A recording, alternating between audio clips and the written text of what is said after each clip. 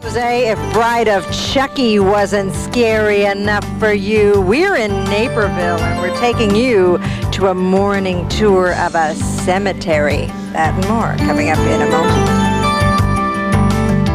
And we are getting in the spirit. Halloween this weekend, that's right, a few days away, and just about every town has at least one family that goes all out when it comes to holiday decorating. All out doesn't even come close to describing what Robert Beach has done to his home this Halloween.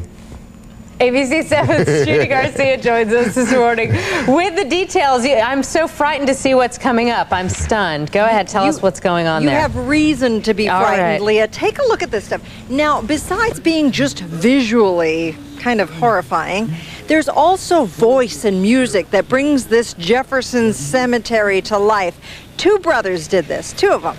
One of them's here with me now, Steve. Steve, you're responsible for the music and the voices, which I have to tell you are very haunting. Thanks. Yes, I did all the computer programming and the music. I own a computer consulting firm in Oak Brook, so it was natural for me to do the computer programming. And I also own a small music studio, so it was natural for me to do the music. Now, you have a nice, pleasing speaking voice, but the voice of the narrator here, yes, this guy, yes, is haunting and deep and ominous. How do you do that? I just talk real deeply. No, actually I don't. I use state-of-the-art digital equipment, software and hardware, and we process it very heavily. He also talks about 4 semitones flatter than I do. Ah, 4 semitones flatter for you guys. Now, you also have a lot of music, mist going. The mist adds a lot, I have to tell you. Thanks, yes. We worked on that quite a bit just to get the right level of smoke. How did you guys get started doing this? Well, my brother started it a couple of years ago, and then I got involved at that point as well. This is the second year we've done it. This is much more elaborate this year, actually. And we're doing it for a couple of reasons. One, just as a community kind of thing for free, but we're also trying to promote my brother's business, Chicago Animatronics. We want to let people know what is possible, both in the retail industry and in the Hollywood industry. In fact, all of the figures, corpses, complete corpses and partial corpses move. Yes, they do. All of them, completely. They have full articulation. They're fully computer controlled. We can make it extremely realistic. They can actually mouth individual syllables. It's very realistic. Even though they don't have lips. Yes, exactly. Right. We have to imagine that they had lips at one point. How long does it take you guys to set this up, and what kind of an undertaking is this? It takes about 3.5 hours to 4 hours to set it all up. That's not bad. No, it's not bad at all. Yeah. Now, if somebody wants to do this at their home, will you guys actually do something for them? Not at a home, but at a retail establishment, maybe. All right. Well, we're going to hear about the mechanical aspects of this when we talk to Robert coming up in just a moment. It is frightening. And I got to tell you, once darkness sets, it's getting a little lighter, so it's not quite as ominous now. A little earlier with all this mist and these talking bodies, you don't want to know. Live in Naperville, in the cemetery. Judy Garcia, ABC 7 News. Leah and Jose, back to you. Judy, I like your line. Quite an undertaking. All right, that's pretty good. We'll see you in a few minutes. My friend here wants to scare the socks off you. We'll tell you all about it in a moment. It's 6:47, and it's time to get spooked again at a creepy house in Naperville. It's this thing, you know, it really freaks us out. You know, Judy is with someone and at a home in Naperville. It's not your typical home this time of year. Oh, it's the home of the dead. It's a morning visit to the cemetery.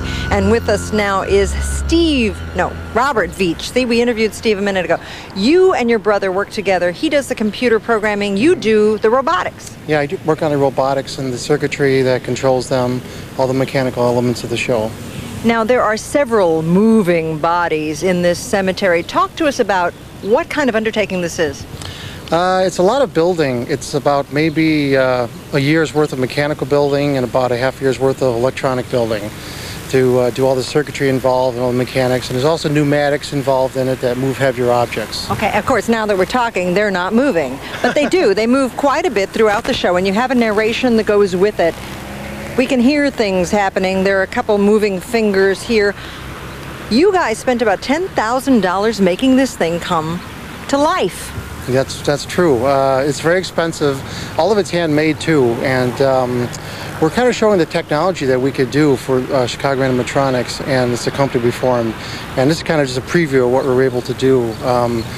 Actually, $10,000 sounds like a lot, but in reality it's not, because a lot of it's handmade. 1, 2, 3, 4 moving bodies. 5, actually, if you count the fingers. Right, 5 moving bodies, yeah.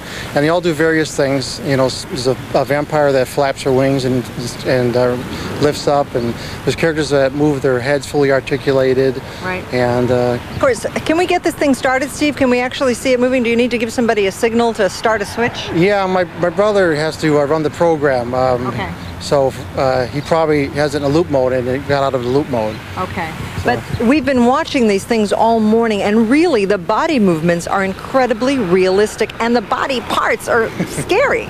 Yeah, that was my goal, is kind of make it as scary as possible. And kids come by and you think they're going to be too scared, and they say, I'm not scared at all. You know, make it scarier next year. You're kidding. No, they're not scared. They just love it. And see, I'm up close and personal, and I can see that these things are robotic, but I got to tell you, they look gross. Like you wouldn't want to touch them. Yeah, well, sometimes I don't want to touch them either. It's all latex on there. It's all fake material. But they do look pretty real, and that's my goal, was to make it look pretty real.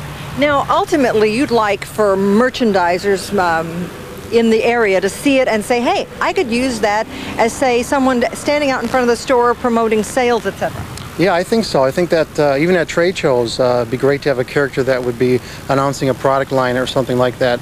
And for retail sales, and in the motion picture industry, sometimes they have a shot that's dangerous for a stunt person to do, and they need something like this to take that spot for that shot.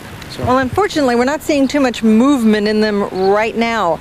Probably, but if anyone wants to come out to see it, you are at the corner of Jefferson and West in Naperville, and you're calling this the... Jefferson Cemetery, Halloween '98. And it'll come to life Friday and Saturday? Yeah, we're also going to be running it during the week, this week, all during the week, from 6 till 9, and then Halloween Saturday from 6 till 11. Okay, so if anyone wants to see these bodies come to life, I know, Jose's already seen The Bride of Chucky, so it'd be tough to scare him, but even he would be scared by this. I think so too. It kind of scares me too at night. In fact, we were saying this earlier, that when it was still dark outside, this mist and everything adds quite an aura to the place. You'll have to come out and see it. 6 to 9 this week, Friday, Saturday. Of course, this weekend's Halloween, so come on out and get scared out of your socks. Reporting live in the cemetery at Naperville, Judy Garcia, ABC 7 News. Lee and Jose, back to you. Judy, can you imagine coming home from a party and you don't know that that's there? Just so bad.